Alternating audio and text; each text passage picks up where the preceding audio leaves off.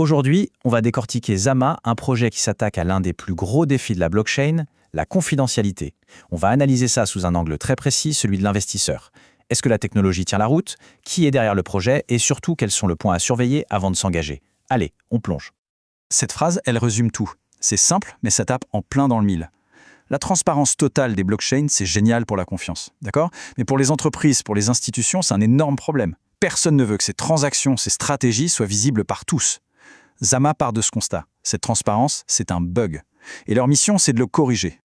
Voilà le programme pour cette analyse. On va d'abord voir l'opportunité de marché. Ensuite, on plongera dans la technologie qui fait leur force. On regardera l'équipe et qui a mis de l'argent sur la table. Puis, on décortiquera le token Zama. Et enfin, on terminera avec les points clés à surveiller. On attaque donc la première partie. Et il faut bien comprendre une chose. Le marché de la confidentialité sur la blockchain, ce n'est pas une niche. C'est potentiellement gigantesque. C'est vraiment l'un des derniers verrous qui empêche l'adoption massive par les institutions financières et les grandes entreprises. Et c'est là que l'approche de Zama est très maligne. Ils ne créent pas une énième blockchain qui repart de zéro. Non, ils ont créé une sorte de module, une surcouche de confidentialité qu'on peut venir pluguer sur des géants qui existent déjà, comme Ethereum ou Solana.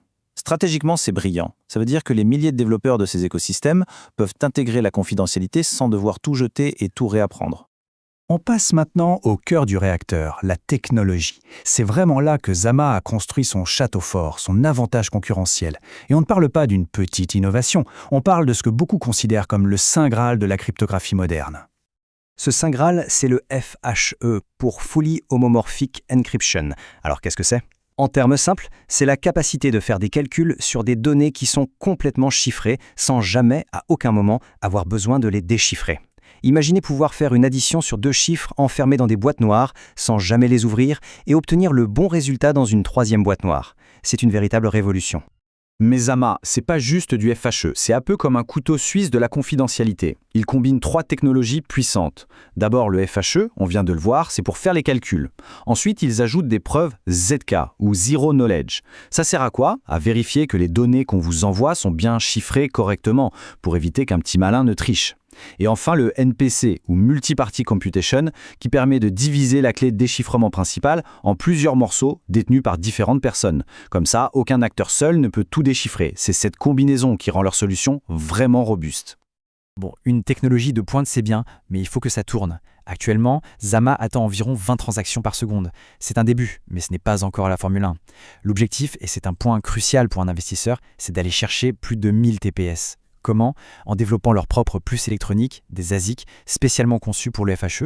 La réussite de cette feuille de route matérielle sera absolument déterminante. Si cette analyse te paraît pertinente, sache que tu n'en vois que 20%. Le reste, mes vraies notes, mon scoring, mon suivi des données clés et mes alertes quand quelque chose change dans ce protocole, dans ce projet et aussi dans d'autres protocoles, je le garde pour le Crypto Deep Research Club. C'est le club privé pour les investisseurs crypto sérieux qui veulent gagner du temps et décider avec des vraies données, pas avec le bruit du marché. Parce que la meilleure technologie du monde sans une équipe de choc pour la développer et la vendre, eh bien ça ne vaut pas grand-chose. On passe donc à la troisième section, les gens et l'argent derrière Zama. Et là, attention, c'est un très gros point fort du projet. Plus de 150 millions de dollars. Voilà le montant que Zama a levé auprès de fonds de capital risque. Ce chiffre, il en impose. Et signifie surtout que le projet a les moyens de ses ambitions, qu'ils ont des années de développement et de commercialisation devant eux sans avoir à s'inquiéter. Et attention, ce n'est pas n'importe qui a mis au pot. On parle du gratin de l'investissement crypto. Multicoin, Pantera, Protocol Labs. Mais ce qui est peut-être encore plus impressionnant, c'est que les fondateurs eux-mêmes d'Ethereum, de Solana et de Filecoin ont mis de leur propre argent dans Zama. C'est un vote de confiance énorme de la part de ceux qui construisent les fondations de cette industrie. Le capital financier, c'est fait, mais le capital humain est tout aussi impressionnant. Zama possède tout simplement la plus grande équipe de recherche et développement au monde spécialisée sur le FHE. Plus de 90 personnes, la plupart avec des doctorats, menés par des pointures comme le docteur Randindi et le cryptographe de renommée mondiale, le docteur Pascal Payet. Cette concentration de cerveau est un avantage compétitif majeur. Ok, la technologie est solide, l'équipe est au top. Parlons maintenant de l'actif, le nerf de la guerre pour un investisseur, le token Zama. Comment fonctionne-t-il? Comment a-t-il été lancé? C'est essentiel de comprendre ça. Le modèle économique est super intelligent, directement inspiré de ce qui se fait de mieux, comme sur Ethereum. C'est simple, 100% des frais payés pour utiliser le réseau sont brûlés, c'est-à-dire détruits. Ça crée une pression déflationniste. Plus le réseau est utilisé, plus le token devient rare. Et en parallèle, de nouveaux tokens sont émis pour payer les validateurs qui sécurisent le réseau. C'est un mécanisme sain qui lie directement la valeur du token à son utilité réelle. Et l'appétit du marché, il était là bien avant que le token soit échangeable. Lors de l'enchère publique de lancement, les engagements ont atteint près de 118 millions de dollars. C'est une preuve de demande très forte, très en amont. Et ce lancement, c'était un coup de génie. Ils ont utilisé leur propre technologie FHE pour organiser la vente. C'était la toute première ICO chiffrée. Concrètement, toutes les offres d'achat étaient confidentielles. Personne ne pouvait voir ce que les autres misaient. Résultat, pas de manipulation par les bots et un processus beaucoup plus juste. C'était la meilleure démonstration possible de la puissance de leurs produits. Regardez bien cette répartition. C'est un point fondamental. Au lancement, seulement 20% de tous les tokens Zama sont en circulation. Les 80% restants sont bloqués. Ça veut dire quoi?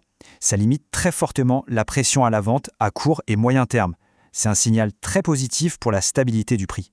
Et ces tokens bloqués le sont pour longtemps. L'équipe est bloquée sur 4 ans. Les investisseurs historiques sur 2 ans. Et avec une période initiale d'1 an pendant laquelle ils ne peuvent absolument rien vendre. Le message est clair, tout le monde est dans le même bateau, et c'est un bateau qui vise le long terme. Les intérêts des initiés sont parfaitement alignés avec ceux des investisseurs qui arrivent aujourd'hui. On arrive à la dernière partie, sans doute la plus importante.